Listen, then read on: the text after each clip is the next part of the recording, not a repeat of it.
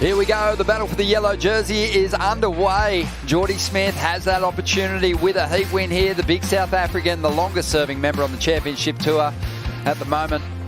He can seize the #1 position. He's up against Imaikalani deVault, who's got to power his way through to the last heat of this contest to even have a chance at getting above that cut line.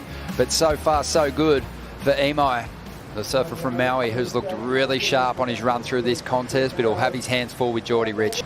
A really good chance at getting himself a world title shot. Yeah, 25. It's a pretty good run for Jordy, isn't it? There's a couple of pet events there. So we see a bit of a hustle. Oh, and it's going to be Imai getting that inside position, but unable to punch through the curtain here. Yeah, so Jordy, he gave up that inside position to Imai, and he's going to put himself in a position for a wave on the outside here. He just covers so much of the face of these tall walls and rips through that first carve. Razor sharp through the opening move. Now in transition mode as he works his way through a little roundhouse, banking off the foam and climbing into a couple of hits to finish this one off. Gets the work done before the dry reef on the inside. But behind him, I mean, Jords, this is what you want to see when you see people surf Margaret River well. You don't want bauble, clean lines, big power surfing moves.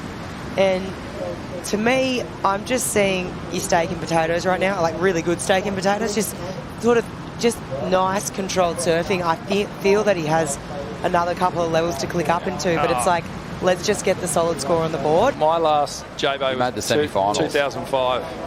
Oh, there you go. Yeah, it might have been just after. Yep. Here we go, Imai trying to keep pace with Jordy, and we've seen that a couple of times.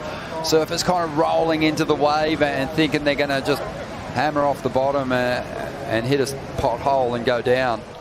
We have a look at what happened during the break. This is Imai's last score.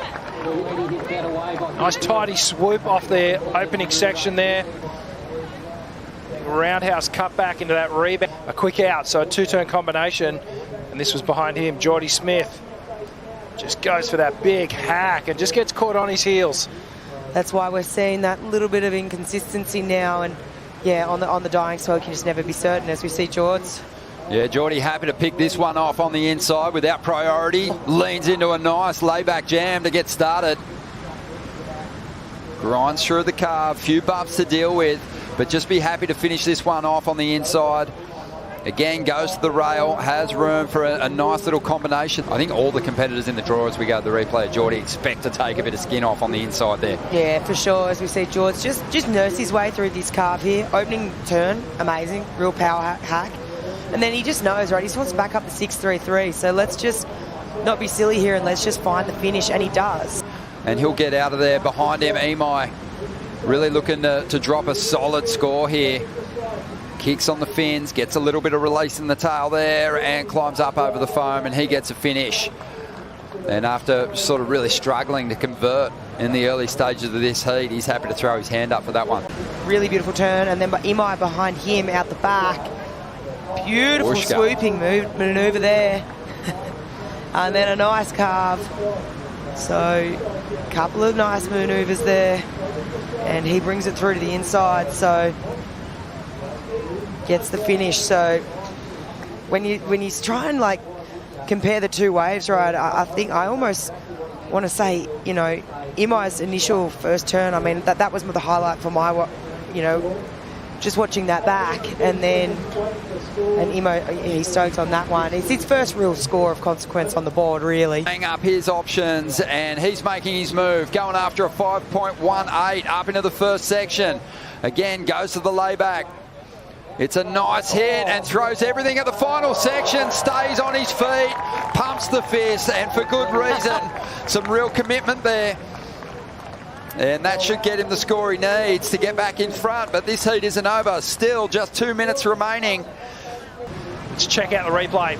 Jords cuts the bottom, turns short, jams in the pocket. Eyes off that second section and just levitates over the lip there for a little moment.